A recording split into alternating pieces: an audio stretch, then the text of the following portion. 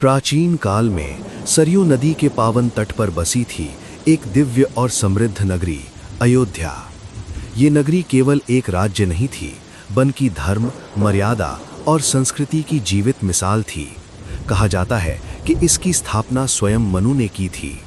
अयोध्या शब्द का अर्थ है जिसे कोई जीत न सके। ये नगरी चारों ओर से सुदृढ़ दीवारों से सुरक्षित थी। ऊंचे ऊंचे द्वार, सुंदर महल, विशाल बाजार और हरियाली से भरे उपवन इसकी शोभा बढ़ाते थे। सरयू नदी का शीतल जल इस नगरी को जीवन देता था। सुबह होते ही मंदिरों की घंटियां बज उठती, वेदों के मंत्र गूंजते और पूरा वातावरण पवित्र हो जाता। अयोध्या के लोग धर्मपरायण, सत्यवादी और परिश्रमी थे। यहाँ चोरी, कपट या अन्याय का नामो निशान नहीं था। हर घर में सुख, शांति और समृद्धि थी। इक्ष्वाकु वंश और राजा दशरथ। अयोध्या पर शासन करता था महान इक्ष्वाकु वंश। इसी वंश में जन्मे थे पराक्रमी और धर्मनिष्ठ राजा दशरथ। राजा दशरथ अत्यंत वीर, न्यायप्रिय और प्रजावत्सल थे।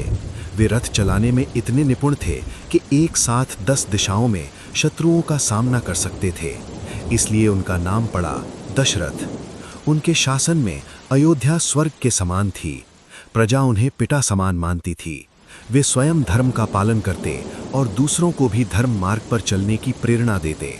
परंतु इस सुख समृद्धि के बीच एक गहरी पीड़ा उनके हृदय में थी। वे संतानहीन थे। 3 रानियां, कौशल्या, कैकई और सुमित्रा। राजा दशरथ की 3 रानियां थीं। कौशल्या सबसे बड़ी रानी, अत्यंत सौम्य और धर्मपरायण। कैकई वीरांगना और बुद्धिमती। सुमित्रा शांत, सहनशील और त्यागमयी। तीनों रानियां आपस में प्रेम और सम्मान से रहती थीं। महल में किसी प्रकार का ईर्ष्या या द्वेष नहीं था। फिर भी एक ही कमी थी, संतान का अभाव। पुत्रेष्टि यज्ञ का निर्णय। राजा दशरथ ने अपने गुरु वशिष्ठ से सलाह ली। गुरु वशिष्ठ ने पुत्र प्राप्ति के लिए पुत्रेष्टि यज्ञ करने का सुझाव दिया। तब महान ऋषि ऋष्यशृंग को आमंत्रित किया गया। पूरे विधि विधान से यज्ञ आरंभ हुआ। वेद मंत्रों की गूंज से अयोध्या का वातावरण दिव्य हो उठा। यज्ञ की पूर्णाहुति पर अग्निदेव प्रकट हुए। उन्होंने एक स्वर्ण पात्र में दिव्य खीर राजा दशरथ को दी और कहा कि हे राजन, इसे अपनी रानियों में बांट दें, आपको अवश्य पुत्र रत्न की प्राप्ति होगी। राजा ने वो खीर तीनों रानियों में बांट दी। 4 राजकुमारों का जन्म। समय आने पर महल में आनंद की लहर दौड़ गई। रानी कौशल्या के गर्भ से जन्म हुआ स्वयं भगवान राम का। रानी कैकई के यहाँ भरत का जन्म हुआ। रानी सुमित्रा के गर्भ से लक्ष्मण और शत्रुघ्न उत्पन्न हुए। चारों राजकुमारों के जन्म से अयोध्या में उत्सव मनाया गया। गलियों में दीप जलाए गए, मिठाइयाँ बांटी गईं और हर ओर जय श्री राम की ध्वनि गूंज उठी। कहा जाता है श्री राम स्वयं भगवान विष्णु के अवतार थे, जो धरती पर धर्म की स्थापना के लिए अवतरित हुए थे। बाल्यकाल और संस्कार। चारों भाई बचपन से ही अत्यंत तेजस्वी और विनम्र थे। श्री राम शांत, मर्यादित और करुणामयी थे। लक्ष्मण सदैव राम के साथ रहते। भरत विनम्र और धर्मनिष्ठ थे। शत्रुघ्न अपने भाइयों के प्रति पूर्ण समर्पित थे। उनकी शिक्षा दीक्षा गुरु वशिष्ठ के आश्रम में हुई। उन्होंने वेद, शास्त्र, धनुर्विद्या और नीति का ज्ञान प्राप्त किया। राम का स्वभाव इतना मधुर था कि प्रजा उन्हें अपने हृदय में बसाए रखती थी। अयोध्या की आदर्श व्यवस्था।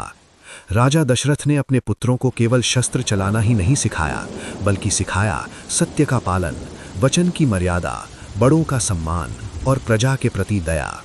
अयोध्या में कोई भूखा नहीं सोता था। न्याय व्यवस्था इतनी निष्पक्ष थी कि अन्य राज्यों के लोग भी उसकी प्रशंसा करते थे। पिता और पुत्र का प्रेम। राजा दशरथ का अपने पुत्रों से असीम प्रेम था, विशेषकर राम से। वे उन्हें देखकर गर्व से भर उठते थे। राम भी अपने पिता की आज्ञा को सर्वोपरि मानते थे। वे जानते थे एक दिन उन्हें राज्य संभालना है, इसलिए वे हर निर्णय में मर्यादा का पालन करते। आध्यात्मिक वातावरण। अयोध्या केवल एक राजनीतिक शक्ति नहीं थी, वो आध्यात्मिक ऊर्जा का केंद्र भी थी।